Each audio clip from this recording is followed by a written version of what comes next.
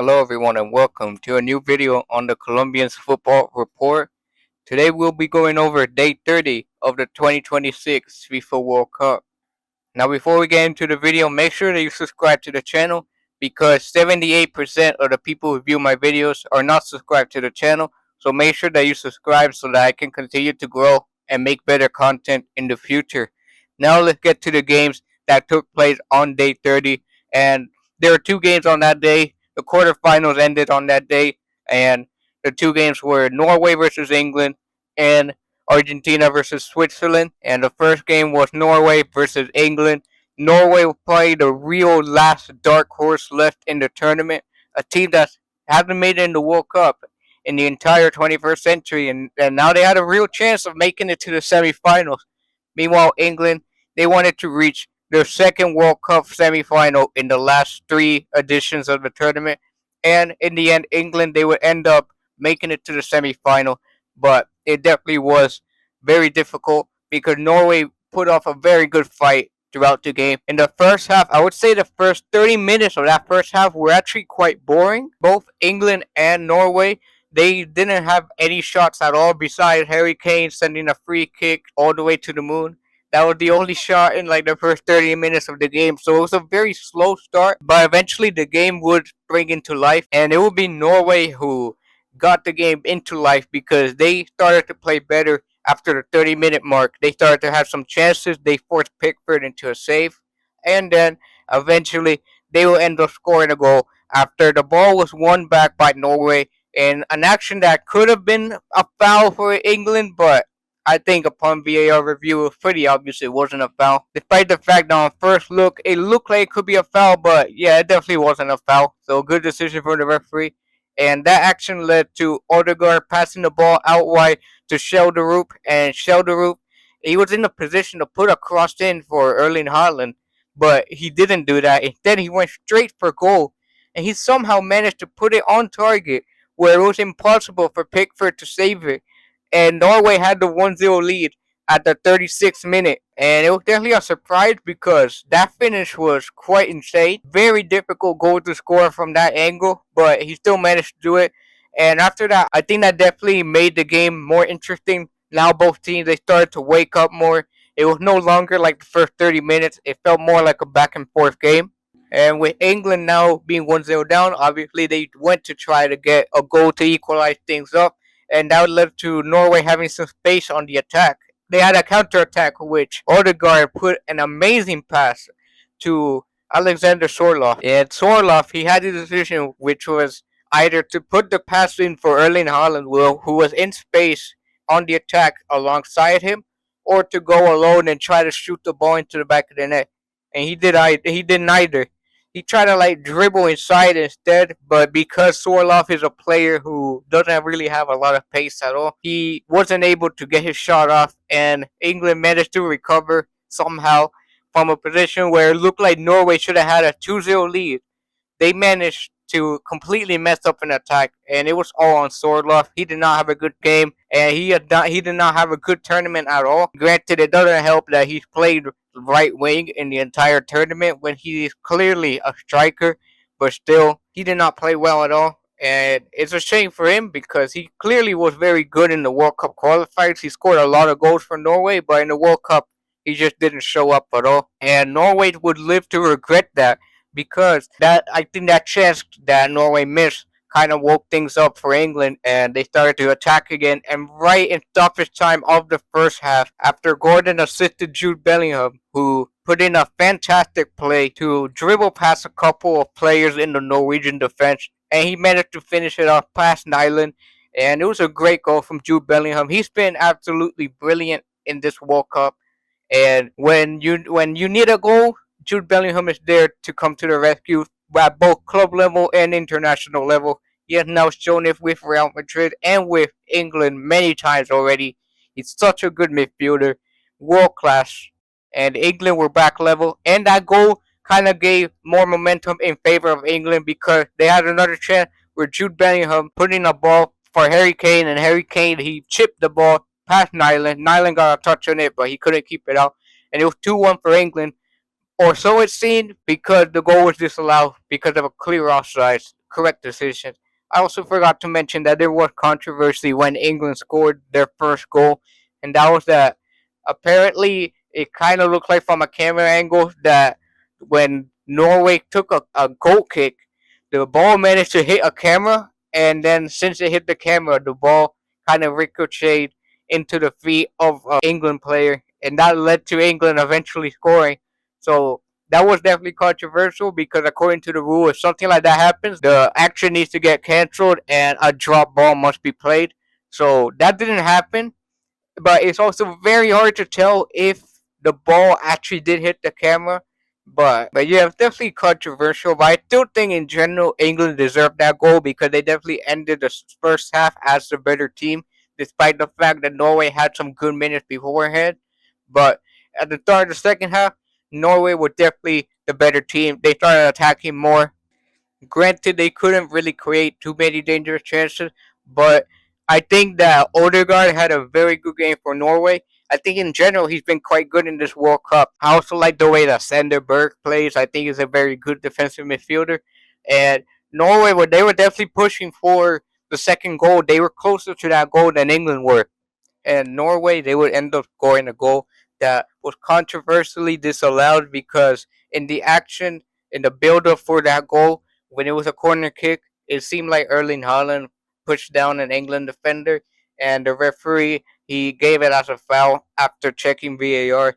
And it was definitely a shame for Norway because I think at that moment they were playing slightly better, so they deserved the second goal. It was Hagen who scored it from a tap in, but the goal was disallowed because of a Haaland push. And in general, it was a rare bad game from Haaland. He didn't really do much at all. He even eventually got subbed off in extra time because he really did nothing at all. Very disappointing display. But the best chance that came in that second half was when, from another corner kick, eventually the ball crossed in to Ayer, and his header managed to hit the crossbar. It almost went in. Very disappointing moment for Norway because that could have been the moment where they had the 2-1 lead, and they probably would have ended up winning the game. But instead, they ended up going to extra time. That is when England started to put more intensity, and it was just obvious in extra time that England had more stamina. They were more fit and ready to play extra time than Norway were. I don't know what happened to Norway. They played quite well, but it just looked like they ran out of steam in extra time. And especially after Jude Bellingham scored the second goal of the game, after a long shot from England that wasn't saved by Nyland, or he did save it, but he parried the ball right into the path of Bellingham, and Bellingham just tapped it in. Definitely a mistake from Nyland there, and it is a shame for him because he came off the back of a very, very good performance against Brazil in the round of 16. But here in the quarterfinals, his mistake proved to be costly, and it was definitely one of the reasons why Norway ended up losing the game. And after that, Norway, they needed to get back into the game. But like I said, they just didn't really have the stamina. I don't know what happened to them. It looked like they completely ran out of legs. So England, they honestly played better in both halves of extra time, and that's despite the fact that they took the lead early in extra time. And you would expect Norway to start to play better due to the fact that they needed to score a goal to get back into the game. But it wasn't like that. England, they just controlled the game. Even when they didn't have the ball, they were defending well. And Norway really didn't have any dangerous chances in extra time. And in the end, England managed to win the game relatively comfortably, despite the fact that they went to extra time. They were just way more dominant in extra time. They really didn't let Norway have any real dangerous chances. Like I said earlier, it was a disappointing game from Erling Haaland. So England are through to the semifinals, but Norway should still be very proud of themselves. It's the first time ever that they made it to the quarterfinals, and they did this despite the fact that all of their players had zero World Cup experience. Their first World Cup in almost 30 years. They made it to the quarterfinals, and they were so close to making it to the semifinals. But very good run from Norway. I think they are officially the best dark horse team of the 2026 World Cup, and they will never be forgotten. Their fans, their team, everything about them was amazing. But in the end, England, they were just a slightly better team, especially in extra time. And like I said earlier, Jude Bellingham is world class. Now we have the second game that took place on day 30 of the 2026 World Cup, and it was Argentina versus Switzerland. It should have been Argentina versus Colombia. And if it was Argentina Colombia, this would have been an insane game, a repeat of the 2024 Copa America final. But of course, my national team, we choked against Switzerland. We lost on penalties, and in the end, it was Argentina versus Switzerland. Granted, this wasn't a bad game at all, but it didn't look like that after the first 45 minutes because after the first 45 minutes, the game kind of went like everyone expected it would go. Argentina, they were controlling the game even when they didn't have the ball.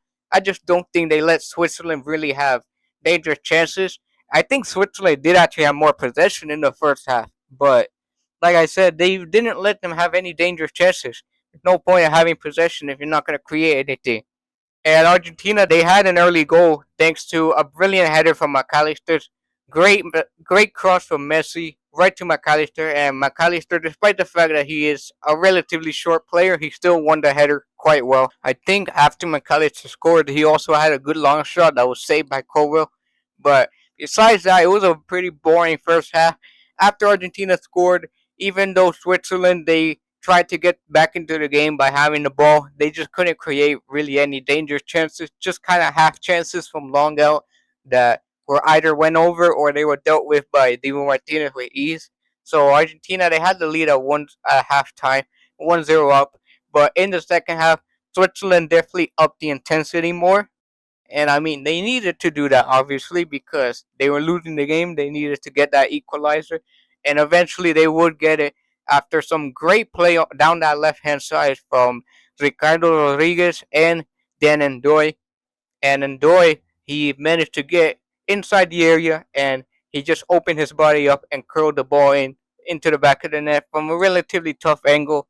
And despite the fact that Divo Martinez was playing quite well at that moment, he couldn't save that. It was a very good finish from Ndoye. And Switzerland, against all the odds, they were back level 1-1. But and Switzerland up until that moment, they definitely were the better team because in that second half, like I said, they were trying to get back into it, so they applied a lot of pressure and eventually they got the equalizer. So now they had all the momentum on their side. But this is where the biggest mistake made by any player in the quarterfinals was made, and that was when Embolo he tried to force Paredes to get a yellow card, and initially the referee did give the yellow card to Paredes, but after a VAR check, a second yellow was given to Embolo because he dived. That's one of the changes that was made before this World Cup, and it's that now VAR can check for dives, and especially dives that result in a wrong yellow card for the opposition. So now they can get changed, and that's exactly what happened here. It happened earlier with Tin Ream and Miguel Almiron in the group stage of the World Cup between USA and Paraguay. It happened again here. It was Embolo who very clearly dived. It was super obvious on the replay that he dived, and the yellow card that Paredes got was cancelled, and it was given to Embolo. And since he already had a yellow card, it was obviously a second yellow card. Obviously, this moment was very controversial, especially since Argentina did just came off the back of a controversial game in the round of 16 when they beat Egypt narrowly. But here, I don't think that the controversy is really warranted because the reality is that Embolo very clearly dived, and it was a very dumb decision from him because he literally already had a yellow card. So I don't know what he was thinking trying to dive. It was very obvious. It was not even like he just tripped or anything. He just straight up dived. It was very obvious. So I think it was a deserved yellow. And since he already had one, it was just a very bad decision from him. And I think that moment killed the game for Switzerland because after that they did nothing. And like I said earlier, when they equalized the game, they should have had all the momentum because they were playing very well. And now they equalized the game. They should have taken advantage of that. But instead, Diambolo red card literally messed everything up for them. And it feels like Argentina, they always have that luck. Like, even when they're not playing well, something always happens in their favor. And that dive from Embolo ruined the game for Switzerland. And I think this is the luck of the champions. It's a saying that is said a lot in South America that the champions, sometimes to be a champion, you need to have luck on your side. And I think in Argentina's case, that definitely is what happened today. That's not a criticism, by the way. I think that in general, to win any championship, every team needs a little bit of luck at least. So after that, Argentina they started dominating the game with the ball. They had more shots, but Kobel had a very good game. I think he's definitely one of the best goalkeepers in the world. It's just that no one really says that because he plays for Dortmund and not for like an elite big team that fights for Champions League titles every season. But Kobel is very good goalkeeper. And despite the fact that Argentina had the ball a lot for the rest of that, for the rest of the first 90 minutes, they really didn't create too many dangerous chances. Granted, they also should be noted as Switzerland. They had literally everyone back defending, so it was very hard to break them down. Messi had a very dangerous shot with his right foot, but it went just wide. And the game went to extra time, and extra time was exactly the same. Argentina, they kept dominating, obviously with the man advantage. They also brought on Thiago Almada, and I think he had a very good cameo off the bench. But despite everything, Argentina, they were still struggling to get that goal. Kobel, like I said, he was already making good saves. Argentina were not creating the most dangerous of chances, and a lot of times they just made very bad decisions in the final third. So that would lead to them still being 1-1 in the second half of extra time. But eventually, finally, after an initial shot was saved by Koval, Argentina kept the chance alive. The substitute Flaco Lopez, he passed it to Julian Alvarez, who was outside the box, and he just curled it in top corner. One of the goals of the tournament, especially when you consider the moment that it was scored in, and with only 8 minutes left in extra time, Argentina, they were back leading, and that was Alvarez's first goal of the World Cup, and it was truly a fantastic goal from him. So now after that, now Switzerland, they needed to equalize the game, but with 10 men and with all the momentum on Argentina's side now that they scored, it was basically impossible. They created nothing for the rest of that game. And eventually Argentina, they went on a counterattack, and after the counterattack was initially saved by Kovel after some good dribbling from Thiago Almada, Almada's shot was rebounded into the path of the other substitute, Lautaro Martinez, and he tapped it in to make it 3-1 for Argentina and to seal the deal for the Albiceleste. And now they're into the semifinal where they face England in a mouth-watering clash in Atlanta. So it's a tough loss for Switzerland, and I think they would have done much better if they didn't get a second yellow card. But Mbolo, he really did mess things up for his teammates in this game. For Argentina, once again they escaped. They have had three bad performances in the knockout stages of this World Cup, and they have survived all three of them. So it's truly insane the luck that Argentina has at times, but it also shows how resilient they are even in the toughest of moments. So you have to give them credit for that. And that England Argentina game will be very exciting to watch, especially since I'm going to be in the stadium to watch that game.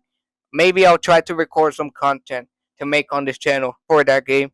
And the other semifinal between France and Spain is also going to be amazing. So I think this is one of the best World Cup semifinals, at least on paper, that we've seen in recent times. In fact, it's the first time in history that the top four of the FIFA rankings are all in the semifinals. So this is a historic moment. So very excited to see what happens in the next two games. But for now, that's gonna do it for today's video. Make sure that you subscribe to the channel, like I mentioned at the start. Make sure that you like the video as well. And I have nothing more to say. And have a good day, everyone.